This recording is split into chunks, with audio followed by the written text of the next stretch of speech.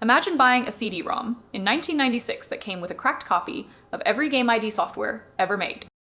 Let's rewind to the mid-90s. If you wanted the coolest hardware for your PC, besides an expensive Intel Pentium processor, it was a CD-ROM drive. These things had 640 megabytes of storage, which was 3 times the capacity of a PC hard drive at the time. This extra space allowed enthusiasts to step into a new world of multimedia. We are talking about high-resolution photos with 256 colors, VOC soundtracks, and video for Windows clips that played at a buttersmooth 12 frames per second. For game developers, the CD-ROM was an odd beast. The capacity was far larger than the quantity of assets they could actually produce. Some titles, like The Seventh Guest or Phantasmagoria, introduced full-motion video, while others added high-quality music. But John Carmack had a different take. He joked that if they ever made a CD version of Doom, you would just get the game and a 1-hour documentary about its making. He preferred to cut down to the essentials, rather than bulk up on a CD for the sake of it. By June of 1996, after 3 years of hard work, ID Software had completed their next big title, Quake. It was a massive leap forward in 3D graphics. As for their previous titles, they were going to release both a shareware version and a full version of the game. Since the shareware package used a mere 22 megabytes of storage, the team at ID Software had a creative idea. They wanted to leverage the remaining capacity of a CD-ROM. They asked themselves, why not include encrypted versions of the full ID Software catalog of games on the disk?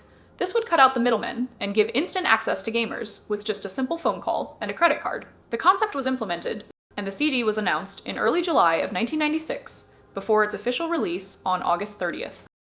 The shareware retail experiment was short-lived. The hacker group GNOMON released an archive called QuakeArch, zip only 39 days after the CD hit stores. The archive contained a tool called crack.exe.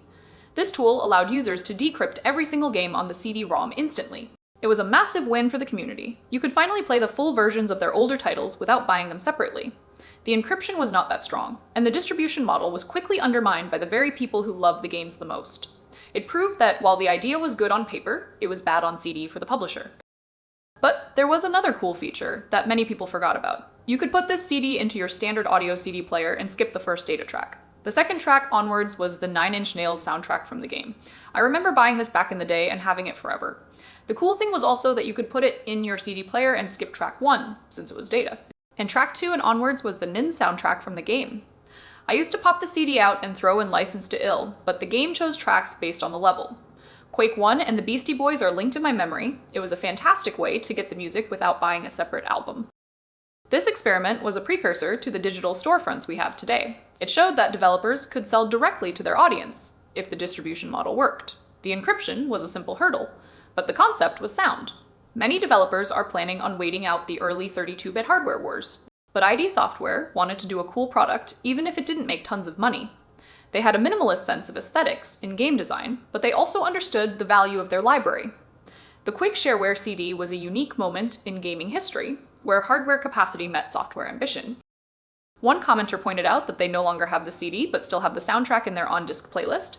They kinda wish Trent Reznor did way more creepy ambient tracks. Another person mentioned that they still have theirs and forgot all about the NIN soundtrack on it. They are gonna have to dig it out today and give it a listen. It is amazing how much nostalgia is tied to these physical media experiments. People remember the thrill of finding the crack and the joy of listening to the music. It was a different time for gaming. The Quake Shareware CD reminds us that hardware limits often drive creativity. With only 22 megabytes for the game, ID Software had to be efficient. The extra space on the CD was a bonus, but it was also a burden to maintain. The encryption was a simple barrier, but it worked for a while. The community reaction was positive, even with the crack. It showed that people wanted to support the developers directly. This experiment paved the way for the digital distribution models we rely on today. It was a bold move that paid off in the long run for the brand. Thanks for watching ForgeStacx. If you have this CD, dig it out, subscribe for more deep dives into dev tools and open source. See you next time.